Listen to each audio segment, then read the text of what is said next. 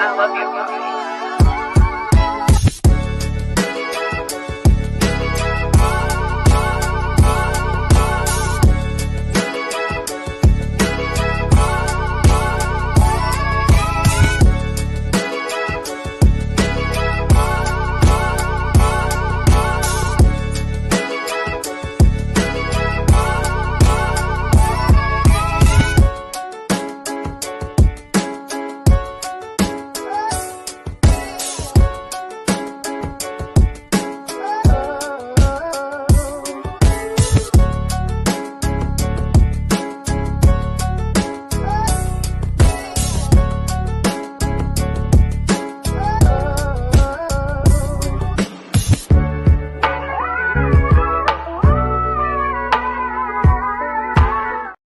What is going on, everybody? This is Mike Hughes, and you're listening to Mike on the Mic and everything Chicago sports related podcast. We're going to be breaking it down today, talking everything Chicago Bears free agency. There's a lot of shit going on right now, and honestly, I don't know how I feel about any of it. You know, there's so many different conversations we can have right now as Bears fans. If you're just tuning in and you're looking at it and saying, listen, I'm looking at the moves and I'm not a fan, or I don't know where this leaves Justin Fields or Caleb Williams, we're going to break all of that down today and so much more. But make sure you're following us on TikTok or Instagram at theshy.kid. We're going to be giving you guys daily and up-to-date news on everything Chicago Bears. But with that being said, let's get into it. Obviously, the biggest free agency signing of the day for the Chicago Bears was Gerald.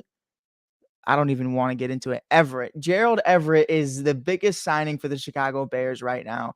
A 2-year, $12 million deal. The once tight end one for the Los Angeles Chargers is now going to be tight end 2 under the Chicago Bears, obviously followed by Cole Kmet. It's going to be interesting to see how those two are going to be able to work well together. Obviously, Gerald's not a scrub. I will say that. Gerald is a solid and a versatile type of tight end, I guess you could put in words. You know, you look at what he's able to do and what he's able to bring. He's a great blocker. He's somebody that I think is going to be able to help this offensive line 10 times more than a Robert Tonyan was able to. Now Cole Kmet's going to be able to just be himself and just go out there and make plays rather than blocking 60% of the time for the Bears.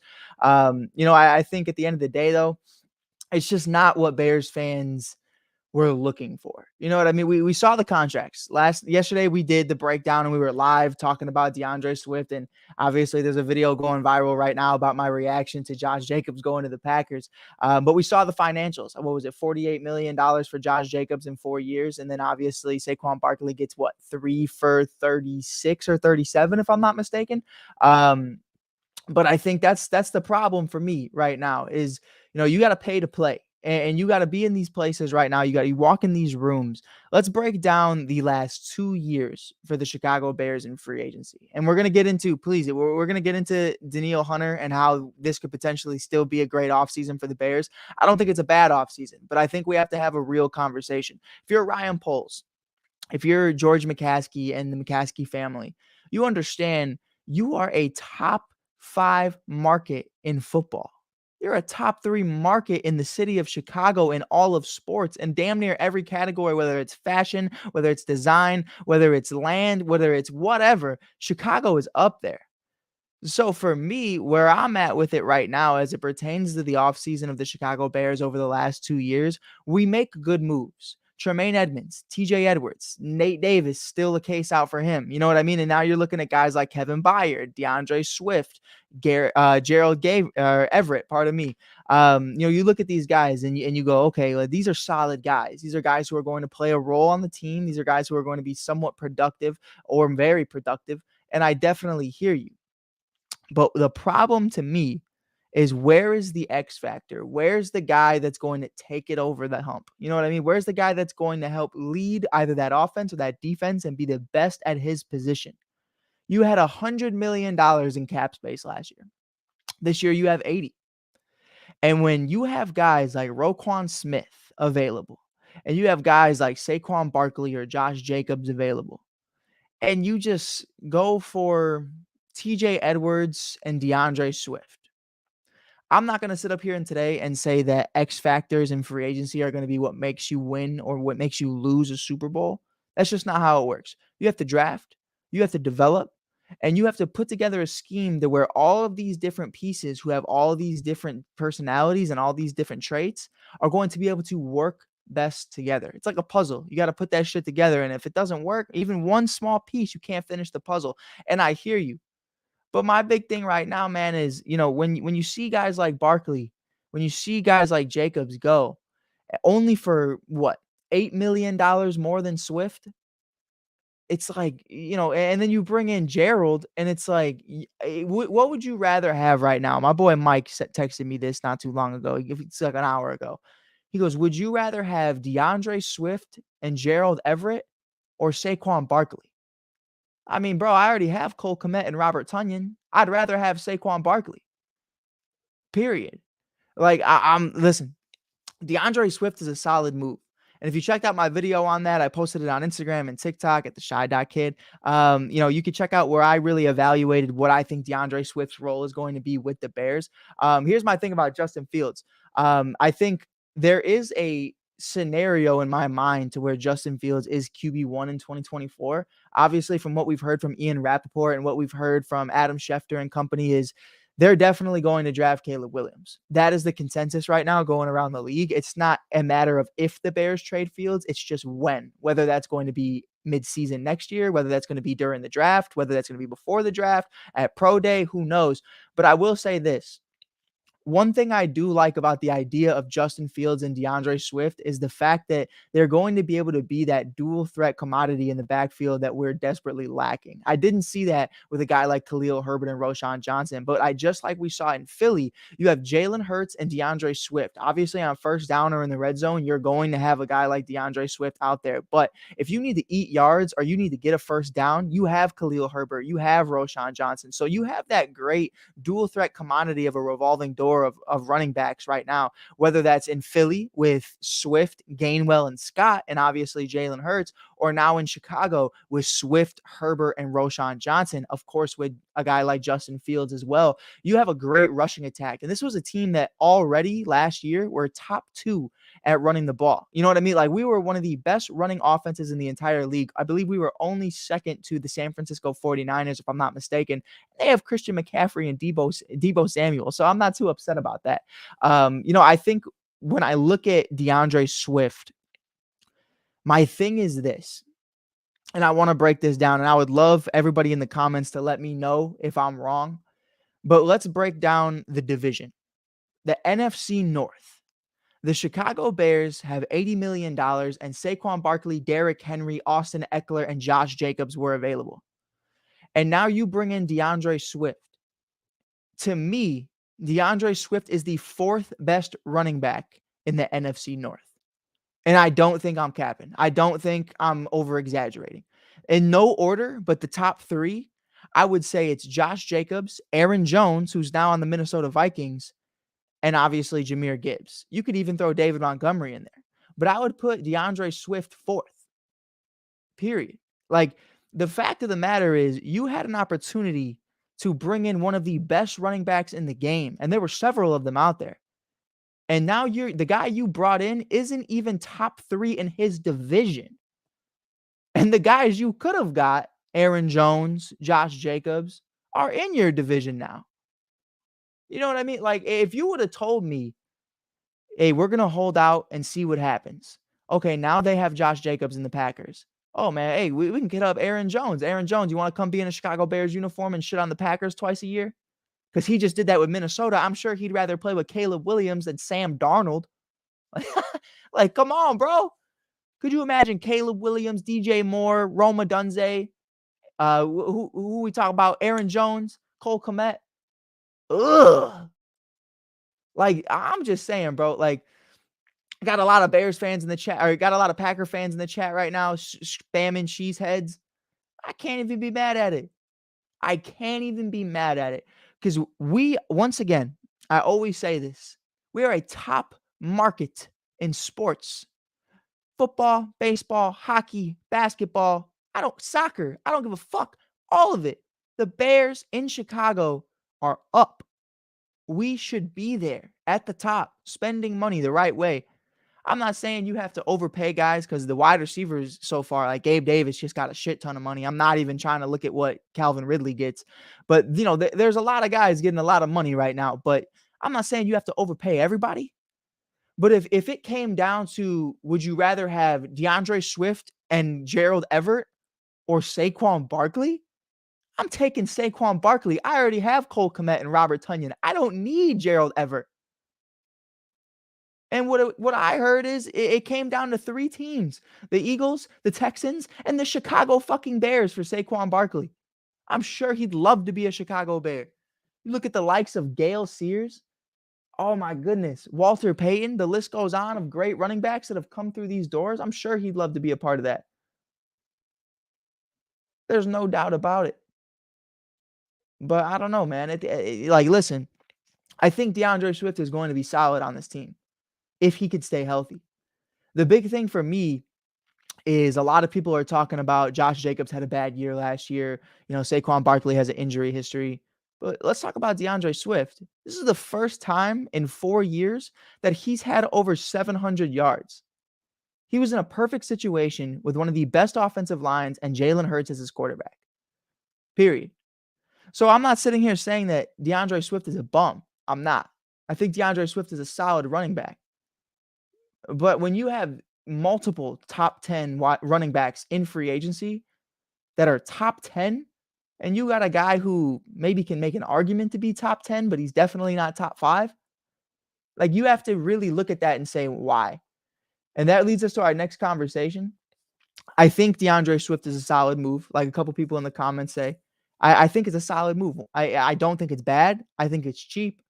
But I think it's a good move. You know what I mean? I think he's going to be solid. I think the only problem with DeAndre Swift and how I've evaluated him over the last 4 years is he's not one of those guys that's going to be able to see and read the field correctly in the right amount of time. You got to hit a hole immediately. One of the problems with David Montgomery with the Chicago Bears was he couldn't read the hole. He couldn't find the open gap. You know what I mean? And that's one of the biggest problems. So he's always going to the outskirts. And the problem with David Montgomery was he wasn't an outside back. He was going right through the middle. And when he was going outside, he was getting caught up and he wasn't getting enough yards. Sure, the yards after touch are going to be good, but that's because he's getting taught immediately after grabbing the ball.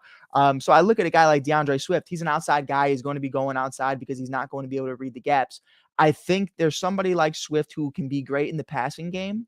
But I think at the end of the day, from what I'm seeing and from what I'm reading from a guy like DeAndre Swift, is one, the best ability is availability. Can you be available? He has been hurt 7 times in 4 years. We have to be real. Sure, he has a career year. He has a 1,000-yard season with 5 touchdowns. Whoa, crazy. You know what I mean? Like, it's not too far off from Khalil Herbert's year. Now, athletically, you look at a guy like DeAndre Swift, even out of college, this guy is second to none. He is one of the most athletic, talented running backs in the entire league, but it just hasn't translated to the NFL. That's not a bias. It's not me being biased. That's not hate. That's just real. There's a reason that the Detroit Lions moved on from you. There's a reason that the Philadelphia Eagles moved on for you for Saquon Barkley. Now, last year, he had a career year with the best offensive line, but he still only eclipsed 1,000 yards. He was still splitting snaps with Scott and Gainwell and obviously Jalen Hurts.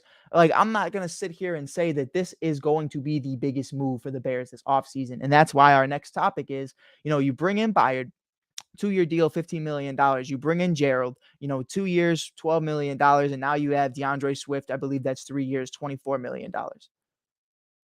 To me, Danielle Hunter changes everything. If you can find a way to get Danielle Hunter in a Chicago Bears uniform, that's the offseason. That is the offseason. Byard is solid. The secondary is set. Jalen Johnson, Tyreek Stevenson, Kyler Gordon, Jaquan Brisker, Kevin Byard. Then you look at, let's look at the linebackers. I think they're solid. A lot of people feel a different way about Jack Sanborn. I think he's decent. I think they could go linebacker in the draft to kind of finish that, bring some competition for him. But when you look at Tremaine Edmonds and TJ Edwards, they're amazing. So I love that. Obviously, Montez Sweat, Andrew Billings, Javon Dexter Sr. You have some guys there. I would like Danielle Hunter. Danielle Hunter last year was 16 and a half sacks. He's 29 years old. Bring him in. We need a veteran leader. That's real. Montez Sweat's decent. You know what I mean? Tremaine Edmonds, decent. But we don't have that veteran leader who's been in the league for several years. and been on winning teams. Daniil Hunter was a big part of what made the Minnesota Vikings win the division 2 years ago. So I don't know. I think at the end of the day, man, what it comes down to me is the continuity that Ryan Poles is putting together are all solid players, but where's the X factor? You know what I mean? Like let's be real. Roquan Smith, we said, we're not paying Roquan. Roquan, he's not a Pro Bowler. He's not an All-Pro.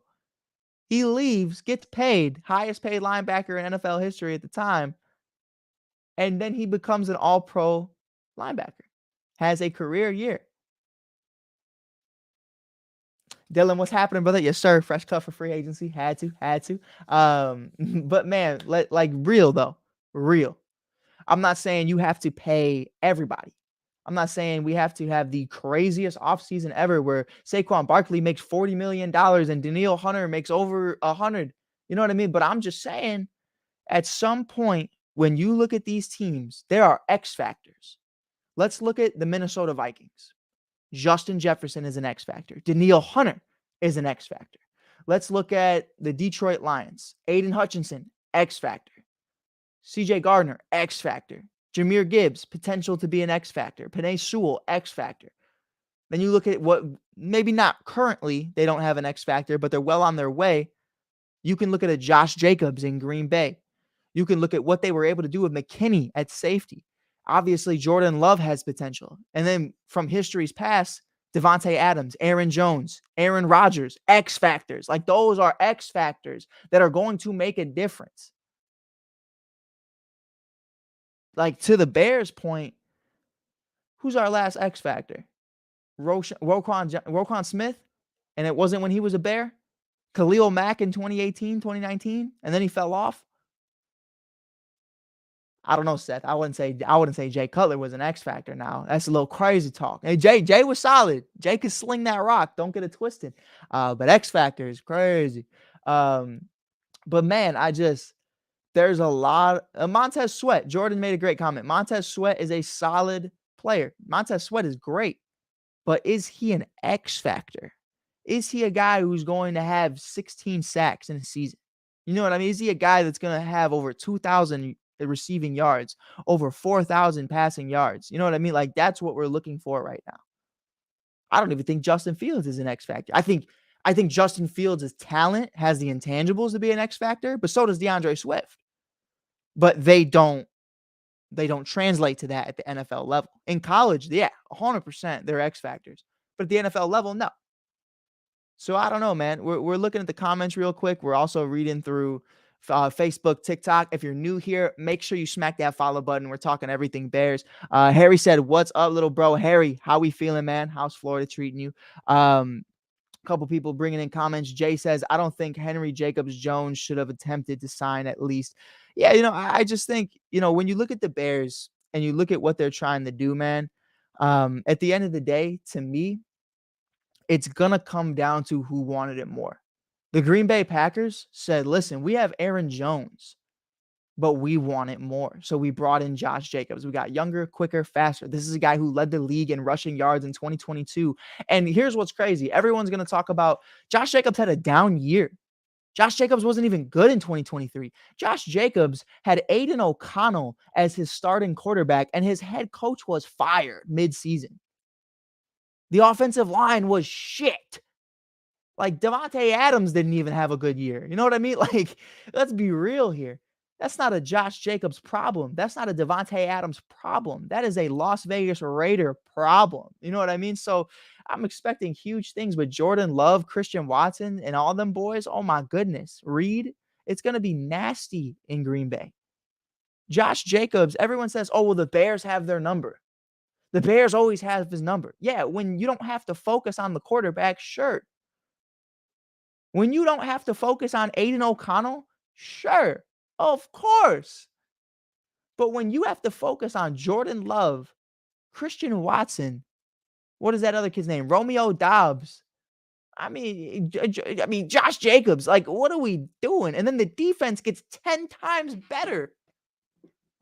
I'm not a Packer fan. I hate them with my heart. But I'm not going to sit here and say that they aren't having a better offseason than us. Yeah, we brought back Jalen Johnson. Yeah, we brought back Montez Sweat. That's great. That is great. But even with those guys, we only won 7 games. You know what I mean? You know what I'm saying? Like, great pillars to a championship caliber team. But you need to do something that's going to bring us to the promised land. That's what it comes down to. I got way too many cheese emojis from Packers fans in here, man. I need people to hit up some bear emojis real quick because I'm not feeling it. Spam chat with bear emojis, please and thank you. But I think at the end of the day, what it comes down to is just wanting it more. You have to want it more. And me personally, I would love Justin Fields. Why I would love Justin Fields is because by getting Justin Fields, you get that X factor in Marvin Harrison Jr. We talked about X factors. We've talked about it way too much. I don't know how many times I've said the word in this live. But if you get a Marvin Harrison Jr., DJ Moore, Cole Kmet, DeAndre Swift, and Justin Fields, ugh, that's tough. That is tough. Now, if you get, let's say, sake of argument, let's play devil's advocate. I want to make everybody happy in here. If you get Caleb Williams, Roma Dunze, maybe Malik Neighbors at 9, one of those 2 wide receivers, DJ Moore, DeAndre Swift, Cole Kmet, et cetera, et cetera. Not too bad either. You know what I mean? It's not too bad, not too shabby whatsoever. Either way, I like it.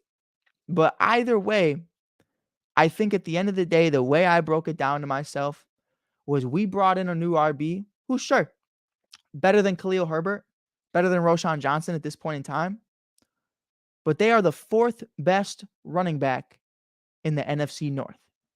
In no order, Josh Jacobs, Aaron Jones, Jahmyr Gibbs. Maybe even you throw in David Montgomery after his last season. DeAndre Swift is not better than them. Period.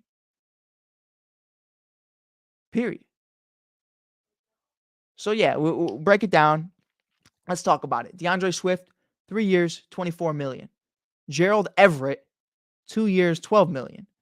And Kevin Byard for 2 years, $15 million, if I'm not mistaken. Of course, Jalen Johnson, 4 years, $77 million. Montez Sweat, I forget the number. I know it's a 4-year deal? Forget how much he gets paid, but he gets paid a shit ton of money too. But yeah, solid. It's not a bad offseason. This is a solid offseason for the Bears. But I will say this. They have to get better. They have to go out there and they need to be a big market team. We haven't been that in years. The last time I saw them really go out there and have some balls, respectfully, as much as I hated the guy, it was Ryan Pace when he went after and traded for Mack and extended him. Nathan said, what jersey you rocking? Sir, this is a Jordan Howard Bears jersey, 2018 edition. Always missing Jordan Howard, man. One of my favorite RBs of recent history for the Bears. Howard's a dog. I miss Howard, man. I think he had a couple stints with Philly, but I don't even think he's in the league right now. But yeah, man, his jersey's treated me well. I think at the end of the day, bro, the way we have to look at it and the way we have to understand is under Shane Waldron, things are going to look different. And it's going to be really interesting to see what could potentially happen with Shane Waldron as the offensive coordinator of the Chicago Bears. But at what point do you go, we're trying to get a leg over guys like Green Bay? Green Bay has the coaching. Green Bay has the continuity. Green Bay has the culture. And they have the players. We need to match that. I'm a diehard Bears fan, man. A diehard Bears fan.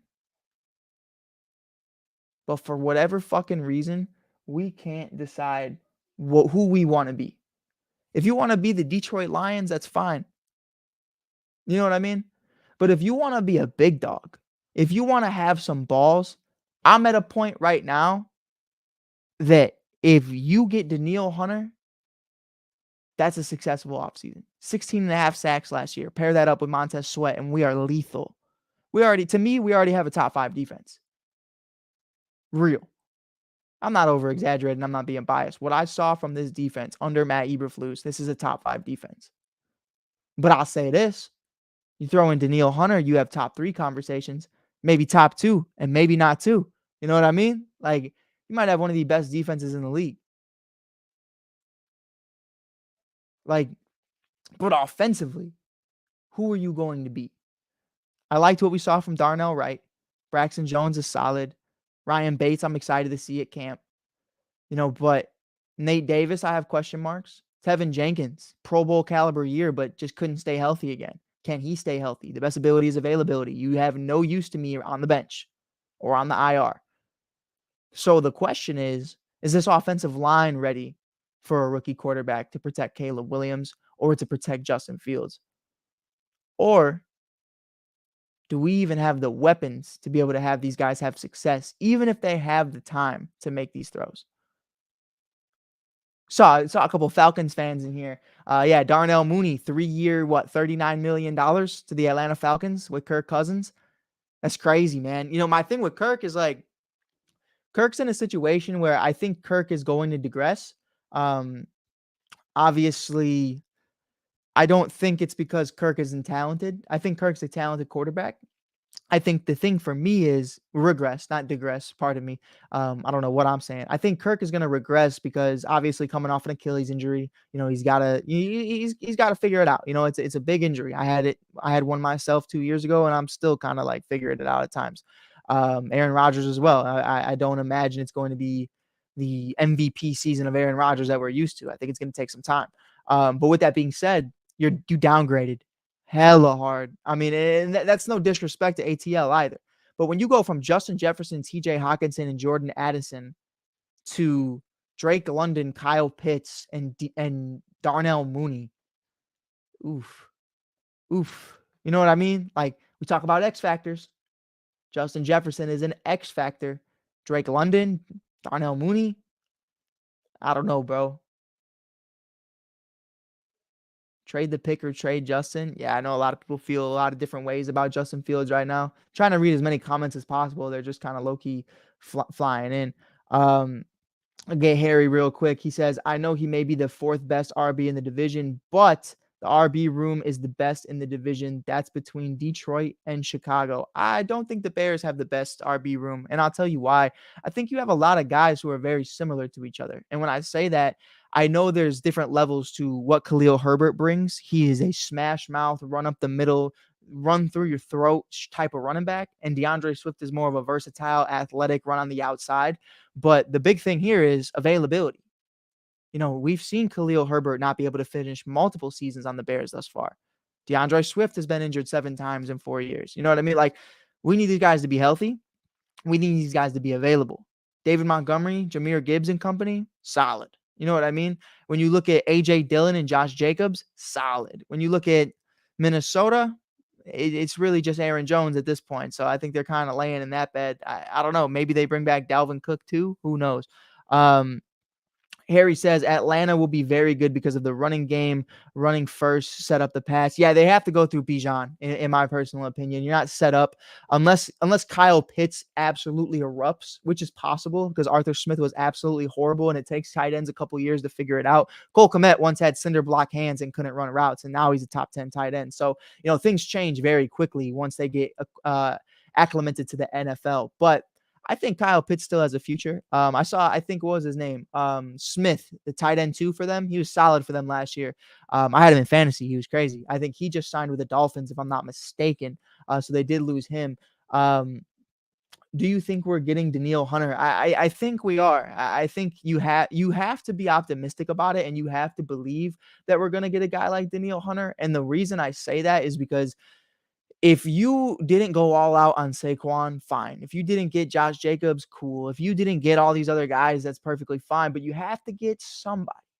You have to make a move. You have to be able to sit here today and sell me the idea that you got all these guys, all these, I'm not going to call them role players, but B-list players for that 1A. And that's the Neil Hunter. So yeah, and to your point too, Paul, I think the Lions are missing something. I think the Vikings are very close.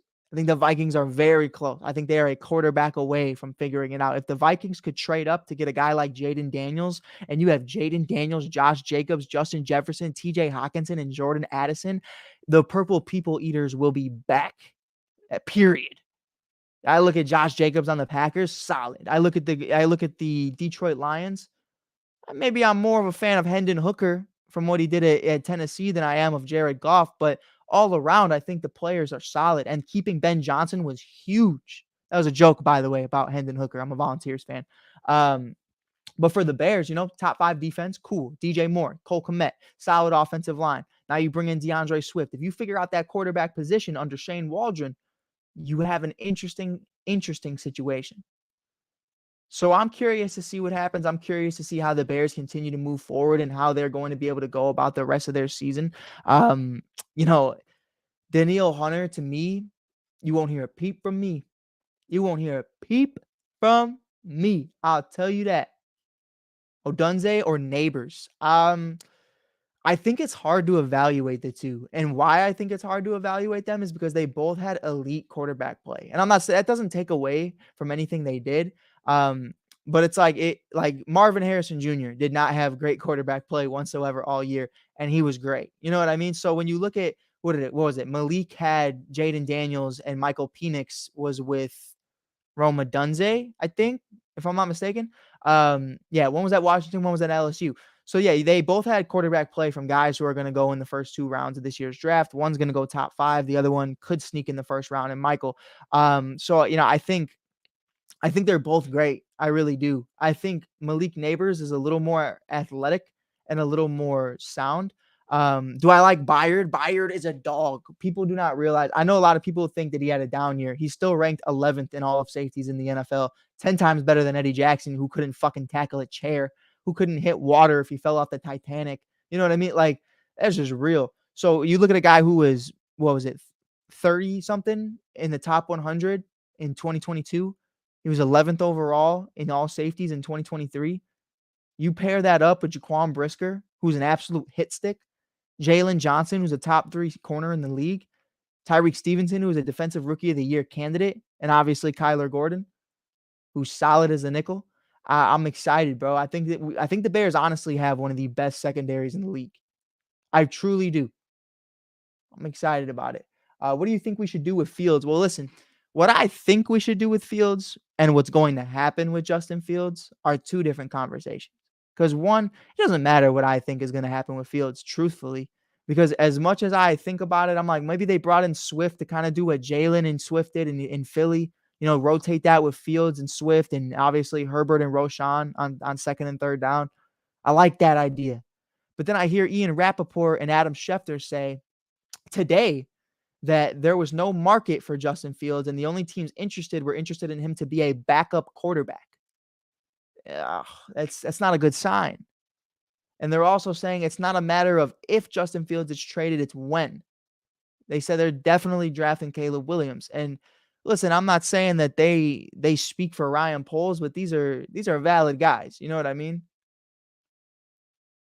Like, I don't know. I think at the end of the day, if the answer is Caleb, as a Bears fan, and I hope everybody in here, 56 something people in here, agree, we're going to rock out with him.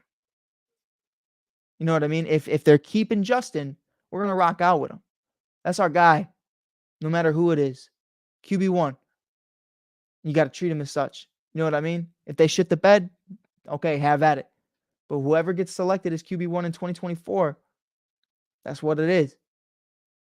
That's what it is. Now, I don't want to hear people all year long screaming, we want Fields if Caleb doesn't have success. You know what I mean? It's year 1. But if Justin's here, we're running the board. That's how I feel. And then, yeah, I did hear about the new stadium. The Bears are going to be building a new stadium south of Soldier Field on the lakefront. It's going to be a publicly built stadium. They're saying there's going to be a dome. They're saying there's going to be a lot of parking. They're saying it's going to be over $2 billion in construction to build this stadium. So that's interesting. You know what I mean? It's exciting. It's crazy to me. It's crazy to me. Spending $2 billion on a new stadium. You spent $1 billion on Arlington Heights' stadium to knock down that plot of land. which is basically just nothing now. And you have Soldier Field, but you could only get me, DeAndre Swift, and Gerald Everett. That's where I'm losing my mind a little bit. Crazy as fuck. But oh man, it's crazy. You have 3 stadiums and you got me, DeAndre Swift, when Saquon Barkley and Josh Jacobs were available. Fuck you.